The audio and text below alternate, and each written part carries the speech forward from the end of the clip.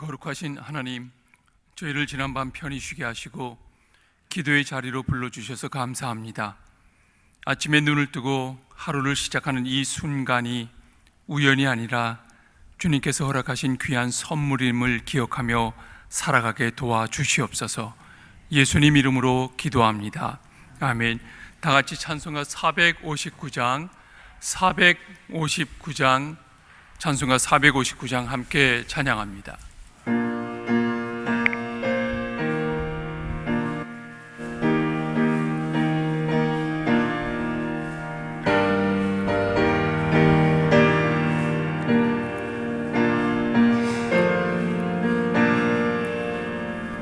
누가 주를 따라 섬기려는가? 누가 죄를 떠나 주만 따를까? 누가 주를 섬겨 남을 구할까? 누가 주의 뒤를 따라가려나? 부르심을 받아 주의 은혜로 주를 따라가네. 주만 따르네. 세상 영광 위에 따름 아니요 크신 사랑 은혜 주만 따르고 주가 내려주신 은혜 힘입어 주의 뒤를 따라 심서히 일하네. 부르심을 받아 주의 은혜로 주를 따라가네. 주만 따르네. 환난 핍박 많고 원수 강하나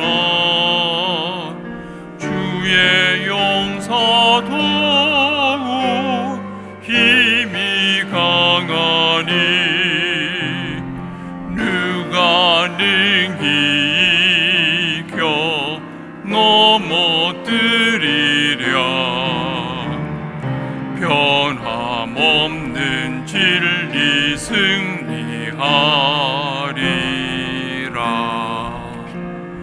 기쁜 찬송하며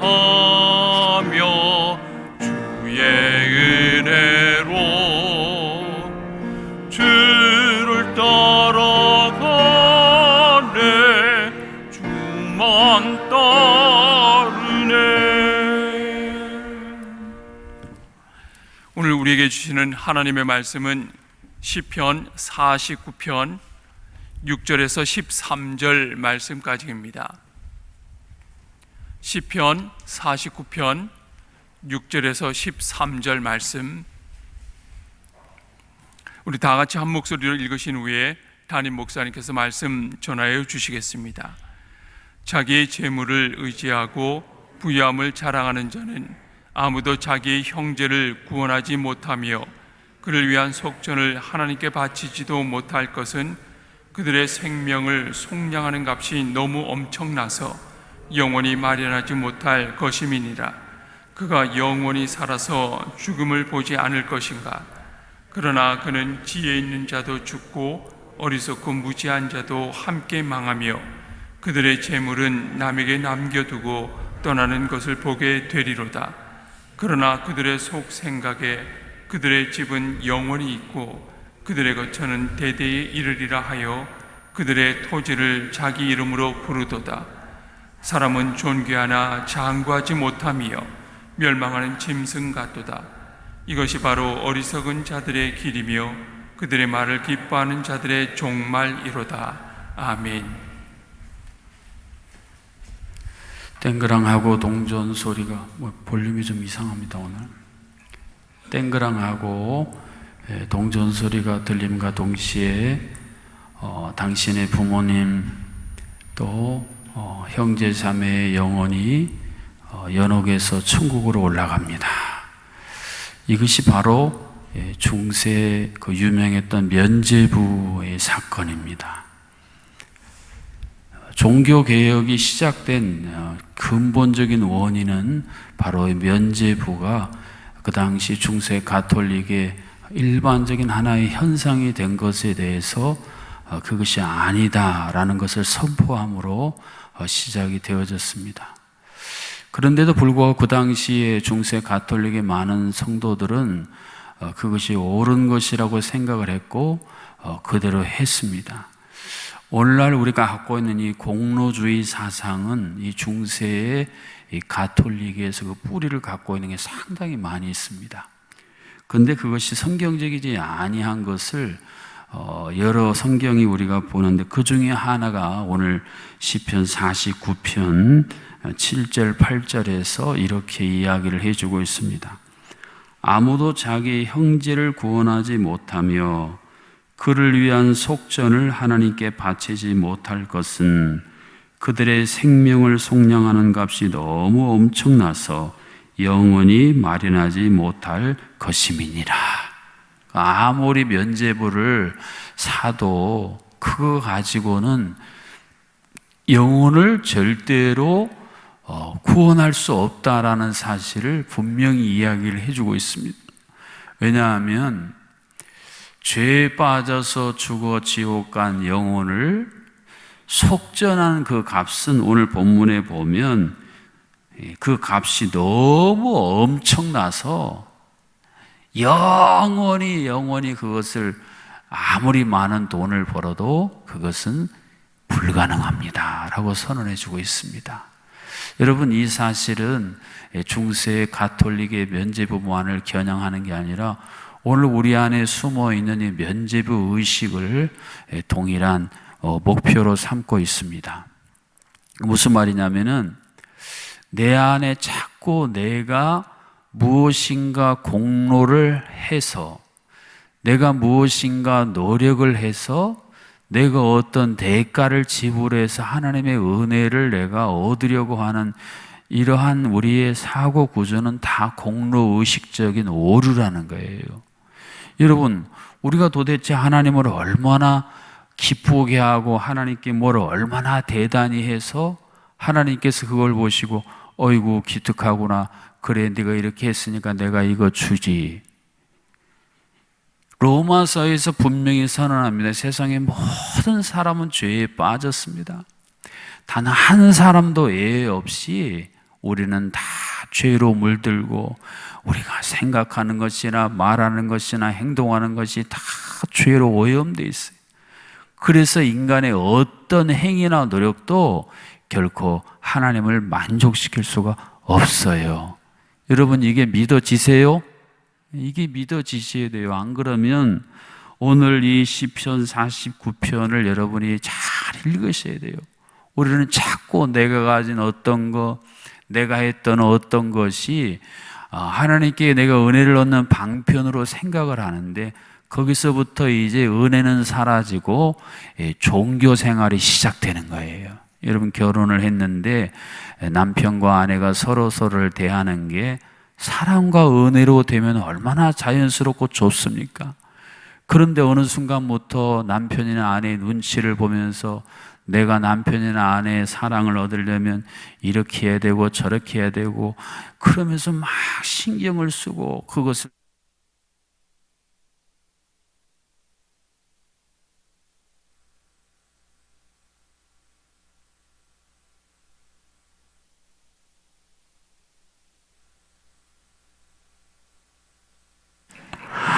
네, 돌아왔네요. 뭐 하다가 멈췄죠? 아내와 남편이 서로 막 이렇게 비를 맞추고 그러다가 오늘 내가 아내 남편 눈에 잘 맞게 했나 마음 졸이고. 여러분, 이런 생활은요 신약에서 율법에 얽매인 삶이고 종교생활이라고 하는 이유가 거기 있어요. 근데 제가 목회를 하다 보면 이러한 생각의 기조를 가지고 신앙생활 하는 분이 의외로 많았어요. 여러분은 어떠시냐는 거예요. 그러면 생명을 속량하는 값이 너무 엄청나서 갚을 수도 없는데 왜 그렇게 헛되게 그것을 하려느냐는 거예요. 그러면 방법이 뭐냐는 거예요. 방법은 바로 오직 예수 그리스도의 대속의 은혜를 힘있는 길밖에는 없어요. 그러니까 예수님께서 이 땅에 오셔서 십자가에서 분명히 선언하지 않았습니까? 다 갚았다. 너희들의 죄값을 내가 다 갚았다. 다 이루었다라는 선언이 다 갚았다는 뜻이라고 여러분 들으셨잖아요. 그러니까 예수님께서 대신 갚아주셨기 때문에 예수님께서 보혈로 우리를 마치 겨울의 흰 눈이 더러운 곳도 다 덮으면 아름답게 보이는 것처럼 덮어주시고 갚아주셨어요. 그리고 자신의 고통, 고난, 생명의 속전을 내어주심으로 다 갚아주셨어요. 그래서 예수님 때문에 내가 죽어 이미 지옥 간 인생인데 그곳에서 예수님께서 끌어올려 주셔서 하나님 나라로 옮겨주셨습니다. 여러분, 이게 믿음입니다. 그래야 그걸 은혜라고 할 것이 아니겠습니까? 내 공로로 내 노력으로 받은 것은 은혜라고 하지 않습니다. 그것은 대가를 지불받은 거예요. 사랑하는 성도 여러분, 오늘 시편 49편에서 들려주시는 이 소중한 말씀을 잘 여러분 이해하셔야 돼요. 그럼 뭐 봉사할 것도 없고 뭐 헌금할 것도 없네, 아니지요. 은혜 받은 자가, 사랑받은 자가 자연스럽게 나오는 게 그런 헌신이라는 거예요. 여러분, 사랑하는 마음으로 은혜에 넘쳐서 하는 헌신하고 내가 무엇인가를 목적으로 하고 얻어내려고 하는 그냥 이 헌신이라는 명분, 그 형식이라고 하는 그것을 내가 짜 맞추기 식으로 하는 것과는 완전히 달라요. 사람은 구분하지 못하지만 하나님은 다 아세요. 하나님이 중심을 보신다는 말이 바로 그런 겁니다. 그러니까 내가 뭘 어떻게 하나님의, 여러분 샤머니즘이 다 뭐예요? 예를 들면 뭐 샤먼들 앞에 가서 막 복채를 내고 막 거기서 무슨 그걸 하는 건 뭐겠습니까? 그 신들의 비위를 맞춰서 내가 뭔가 좀 복을 받았고 내 자손들이 복을 받고 싶다, 그런 생각 아니에요. 근데 기독교 내에도 이런 샤먼적인 생각이 너무 깊숙이 들어왔다는 겁니다. 여러분, 그런 것은 하나님이 절대 기뻐하지 않습니다. 그것은 가인이 하나님 앞에 드렸던 제사와 하나도 다를 바가 없어요. 하나님께서 원하시는 것은 우리의 마음 중심입니다. 오직 하나님의 은혜로 내가 지금도 살고 있습니다. 독생자 예수 그리스도를 보내셔서 그 피값으로 오늘 본문에 말하는 것처럼 생명을 속량하는 값이 너무 엄청나서 내가 영원토록 벌고 또 벌어서 갚아도 갚을 수 없는 그것을 예수님이 이 땅에 오셔서 단번에 영원히 그 값을 치루어 주셨으니 이것이야말로 은혜로소이다. 그래서 나는 남은 모든 인생을 하나님을 사랑하며 하나님 나라와 의를 구하며 살겠습니다.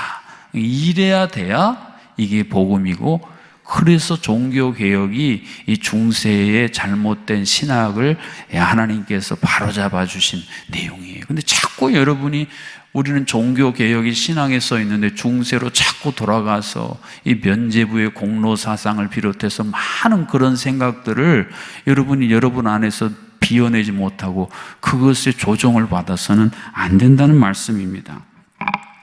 오늘 시인은 이 물질에 대한 이야기를 이것과 더불어서 알려주고 있습니다. 6절과 9절을 보면 자기의 재물을 의지하고 부유함을 자랑하는 자는 그가 영원히 살아서 죽음을 보지 않을 것인가? 이렇게 질문을 해요. 자, 돈이 아주 많고 그래서 부유함을 의지하고 내 평생 먹어도 누굽니까? 일론 머스크는 하루에 뭐 몇백억을 써도 죽을 때까지 써도 모자람이 없대요. 하루에 여러분 몇백억이에요. 그렇게 써도 죽을 때까지도 모자라지 않을 만큼 엄청난 부를 그는 지금 소유하고 있지 않습니까? 그런데 오늘 시인은 얘기해요. 그러면 일론 머스크가 그 번 돈을 쓰기 위해 천년 만년 살 건가? 아니야. 일론 머스크도 장수해봤자 백수 정도 살면 세상 떠나게 돼 있어. 그러면 그가 번 그 많은 돈이 누구의 것이 될 것인가? 그런 질문을 던지고 있어요. 이것은 예수님께서 똑같은 이야기를 비유로 들려주지 않았습니까? 어떤 부자가 막 소출이 많아져서 창고를 막 증설을 하고 그 창고의 모든 곡식을 다 가득가득 채우고 스스로 이제 자평하는 거예요. 이야, 나는 이제 평생 놀고 먹어도 먹을 수 있는 것이 다 쌓였구나. 나뿐 아니라 자손만대가 다 잘 먹고 잘 살겠구나. 그런데 주님께서 그런 섬뜩한 이야기를 하시잖아요. 이 어리석은 부자야, 오늘 내가 네 영혼을 걷어가면 네가 쌓아놓은 이 모든 것은 누구의 것이 되겠느냐라고 말입니다. 그러니까 우리가 세상을 살아가면서 이 청지기로서 살아야 되는 이유가 바로 여기 있습니다. 우리는 내가 열심히 피땀 흘려 버려서 내 것이라고 생각하는데 성경은 말합니다. 네 것이 아니고 모든 것은 다 주님의 것이에요. 주님이 맡겨주신 거예요. 그러면 주님께서 왜 내게 이것을 맡겨주셨을까? 이것을 생각하고 주인의 뜻에 맞춰서 쓰는 자가 지혜로운 자고 그렇지 않은 자는 어리석은 자다라고 오늘 시편을 통해서 분명히 정의해 주고 있습니다. 이러한 사실은 10절에서 그대로 드러나고 있어요. 그러나 그는 지혜 있는 자도 죽고 어리석고 무지한 자도 함께 망하며 그들의 재물은 남에게 남겨두고 떠나는 것을 보게 되리로다. 예수님의 비유와 똑같은 내용이 등장을 하고 있습니다. 결론적으로 그러면 이 시편에서 우리에게 들려주고 싶은 이야기가 뭐냐? 그것은 뭐냐면 깨닫는 자가 되어라 라고 말씀하고 있습니다. 그러면서 어떤 비유를 들려주냐면 깨닫지 못하고 살아가는 사람은 짐승 같은 존재다라는 사실을 두 번이나 반복해서 강조해서 이야기해 주고 있습니다. 요즘은 뭐 반려견들은 얼마나 영리하고 똑똑합니까? 그러나 일반적으로 이제 짐승이라고 표현할 때는 깨달음이 없는 그런 비유를 이제 들고 있는데 12절에도 나오고 오늘 시편 49편의 마지막 절에 더 선명하게 이렇게 기록을 해주고 있습니다. 우리 20절 말씀을 함께 읽습니다. 존귀하나 깨닫지 못하는 사람은 멸망하는 짐승 같도다. 아멘. 그러니까 존귀라고 하는 것이 주는 의미는 뭐냐면 하나님께서 허락하신 영광이라는 거예요. 근데 이것을 하나님께서 허락하셨다는 것을 모르고 이게 하나님의 은총이라는 것을 깨닫지 못하고 이게 내 거야, 내가 노력해서 얻은 거야, 나는 이것을 천년만년 누릴 거야 하고 생각하며 살아가는 사람들은 짐승인데 그것도 어떤 짐승이냐면 멸망하는 짐승 같도다라고 이야기하고 있습니다. 여러분, 소가 아무리 건강하고 근육질이고 또 젖소가 젖을 잘 하루에 뭐 다른 소보다 뭐 2배, 3배 많이 해도요, 주인이 만일에 도살장으로 보내기를 결정하면 그 모든 것은 하루아침에 다 아무것도 아닌 게 된다는 그런 이 비유의 말씀이에요. 그래서 오늘 하루를 살면서 우리는 우리 마음속에 이런 기도를 드려야 돼요. 하나님, 제게 깨달음의 영을 허락하여 주시옵소서. 참 깨닫는 게 너무 어려워요. 평생을 깨닫지 못하고 깨닫지 못한 채로 세상 떠나는 인생도 너무 많습니다. 뭐 하나님을 향해서도 마찬가지고요. 소중한 주변의 가족, 이웃들, 또 목회자, 성도가 아니도 한 번만 깨달으면 인생이 완전히 새로워지고 하나님의 진정한 복 아래 살 텐데 이걸 깨닫지 못해요. 깨닫지 못하게 하는 많은 가림막들이 있습니다. 눈도 가리게 하고 귀도 막게 하고 가슴이 아주 그냥 철옹성을 탁 쳐치게 해요. 그래서 깨닫지를 못해요. 그러한 깨닫지 못하는 인생을 오늘 시인은 멸망하는 짐승 같도다라고 비유하고 있습니다. 우리가 이런 어리석은 삶을 반복하지 않기 위해서 우리는 겸손하게 간구해야 돼. 주님, 내게 깨달음의 영을 충만히 부어 주시옵소서. 그래서 지금 내가 행하고 있는 일들이 정말 하나님이 기뻐하시는 일인지, 우리 교회의 표대로 사람을 지금 살리고 세우는 건지, 교회를 지금 세우자고 하는 건지, 아니면 사람을 쓰러뜨리고 무너뜨리고 상처 입히려고 작정을 하고 하는 건지, 주님의 몸된 교회를 사울처럼 훼손하려고 하는 건지, 아니면 망가진 주님의 몸된 교회를 세우려고 하는 건지, 이런 것에 대한 분별력이 없이 그냥 생각나는 대로, 입에서 나오는 대로, 내가 이제까지 해왔던 대로 계속 반복을 하는 이러한 삶은 정말 깨닫지 못하는 삶입니다. 마지막 때가 되면 분별하는 능력을 상실하는 시대라고 했습니다. 그래서 우리는 더욱더 주님 앞에 겸손히 머리를 숙이고, 주님, 내게 깨달음의 은혜를 부어 주시옵소서. 이것이 바로 우리가 하나님 모시기에 가장 아름답고 합당한 삶을 사는 거예요. 여러분, 마이크가 이렇게 지금 잘 나오고 성능이 좋습니다만 무슨 이유인지 갑자기 뚝 끊어져서 소리가 안 나오질 않았습니까? 깨닫지 못하는 게 바로 그런 상황이에요. 하나님께서 우리에게 다 좋은 거 주시고 모든 게 다 갖춰져 있는데 깨닫지 못하는 건 스스로 그것을 단절시켜 버리는 거예요. 그래서 하나님께서 이제까지 부어주셨던 은혜도 은총도 사랑도 또 모든 게 다 한순간에 사라져버리게 만드는 게 바로 깨닫지 못하는 우리의 이 세상적인 가치에 오염돼가지고 생각하는 것도 말하는 것도 행동하는 것도 전혀 하나님 나라의 시민답지 않은 삶, 우리가 여기에서 속히 돌이키라고 오늘 본문을 통해 말씀하고 있습니다.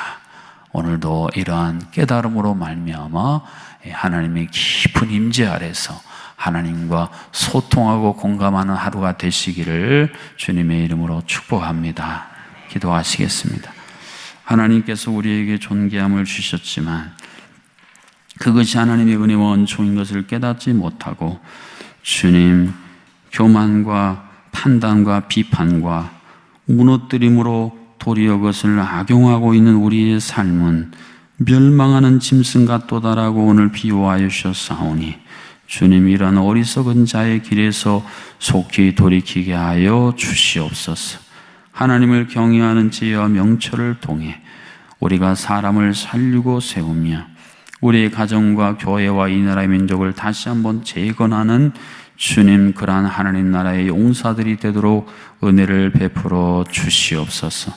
이 시간도 하나님의 크신 은혜를 감사하여 올려드리는 이현준 성도님의 예물과 하나님 정하음 정하진 1,000문제 72번째 하나님께 올려드리는 정희진 집사님의 예물을 받아주셔서 하나님, 이 소망 안에 담겨있는 기도의 제목을 친히 응답하여 주시옵소서. 오늘 수요 난 예배를 통해서 하나님의 말씀, 특별히 주님이 가르쳐 주신 기도가 무엇인지 우리가 주기도문을 세상의 주문을 외우듯이 외우는 것이 아니라 한 구절 한 구절 고백할 때에 그 주기도문 안에 담겨있는 놀라운 주의 은혜와 은총을 감사하는 복된 시간을 오늘부터 시작하겠사오니 주여 말씀하여 주시옵소서. 주기도문을 향한 주님이 가르치신 기도의 의미를 깨닫게 하여 주시옵소서. 그래서 그것이 진정한 하나님을 향한 우리의 간절한 기도, 능력의 기도의 표본이 되어지도록 역사하여 주시옵소서. 아버지 하나님, 오늘도 수술을 앞두고 있는 가정이 있습니다. 하나님, 집도하는 의사의 손을 붙드셔서 한치의 오차도 없이 정확하게 온전하게 잘 치료되도록 긍휼을 더하여 주시옵소서. 큰 수술 후 회복 중인 우리 성도님 기억하여 주셔서 모든 기능이 잘 모든 다른 장깨들과 잘 조화롭게 자리 잡게 하여 주셔서 주님 건강한 모습으로 주님 앞에 다시 나올 수 있도록 은혜를 더하여 주시옵소서. 오래된 질병에 주님 장고의 고통 속에 있는 환우들도 있습니다. 주님께서 모든 통증을 감하여 주시고 주님 모든 아버지 두려움을 제거하여 주시고 주님이 엘리야를 어루만지듯이 날마다 어루만져 주셔서 머리에서 발끝까지 하나님이시는 치유의 소망으로 온전히 덧입혀 주시옵소서. 우리 사랑하는 자녀들, 우리 청년들 7월 초에 네팔 단기 선교와 또 7월 주님 중순에 우리 사랑하는 하늘고마학교 일본 비전 트립 준비하고 있사오니 주님 그 모든 준비의 과정부터 은혜를 더하여 주시고 이것을 위해 물질로 기도로 헌신하는 모든 성도님들의 헌신을 기뻐 받아 주시옵소서. 하나님 아버지, 오늘도 교회 생애전의 모든 사역 가운데 함께하여 주시고 주님 민족의 고통 속에서 그 상처를 떠안고 살아가는 많은 보훈 가족들 주의 은총과 위로를 덧입혀 주시옵소서. 이제는 우리 주 예수 그리스도의 놀라우신 은혜와 하나님 아버지의 크신 사랑하심과 성령 하나님의 교통하심이 주님의 성령의 조명하심으로 내 모습을 온전히 깨닫고 그 깨달음으로 말미암아 하나님의 뜻을 향하여 회개의 자리로 나아가리이다 고백하는 새벽의 모든 성도님들과 온라인으로 함께하는 기도의 동역자들과 주님 교회의 특별히 모든 리더들 가운데에 이제로부터 영원토록 함께하여 주시기를 간절히 축원하옵나이다. 아멘. 주신 말씀 가지고 기도하겠습니다. 하나님, 예수 그리스도의 공로만, 희생만 바라보고 그것이 하나님의 은혜의 온총임을 깨닫고 고백하는 이 온전하고 순전한 신앙 온전히 회복하도록 주님 도와주시옵소서. 우리 주여 한번 외치고 합심으로 기도하겠습니다. 주여